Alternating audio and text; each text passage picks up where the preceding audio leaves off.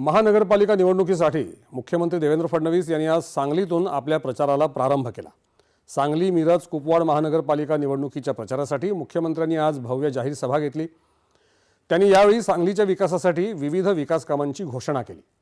सांगली आणि कोल्हापूरवर येणारे पुराचं संकट रोखण्यासाठी 4000 कोटी रुपये खर्चाचा प्रकल्प हाती घेतला असून 2 टप्प्यात याचं काम सुरू करण्यात येणार आहे, असं मुख्यमंत्र्यांनी स्पष्ट केलं।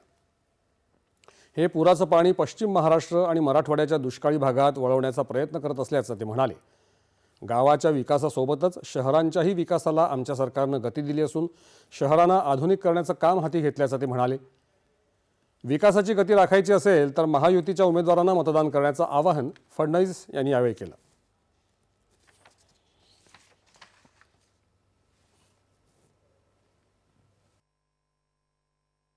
माननीय मोदीजींनी देशामध्ये शहराच्या विकासाकरता योजना उभ्या केल्या।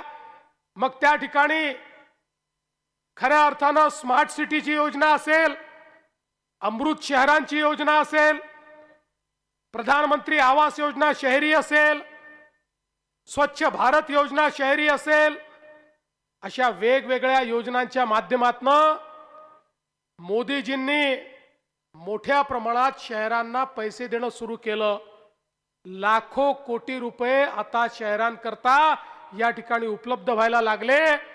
एकट्या महाराष्ट्राचा विचार केला तर जवळजवळ 30-35 हजार कोटी रुपये हे मोदीजींनी आपल्या महाराष्ट्राकरता, मग पिण्याच्या पाण्याच्या योजना असो, शहरामध्ये भुयारी गटाराच्या योजना असो, शहरामधलं घनकचऱ्याचं व्यवस्थापन असो, शहरातल्या गरिबाला घर देण्याचा विषय असो, या सगळ्या गोष्टींकरता आपल्याला उपलब्ध करून दिल्या आणि महाराष्ट्रातली शहरं ही बदलायला लागली। मुख्यमंत्र्यांनी यानंतर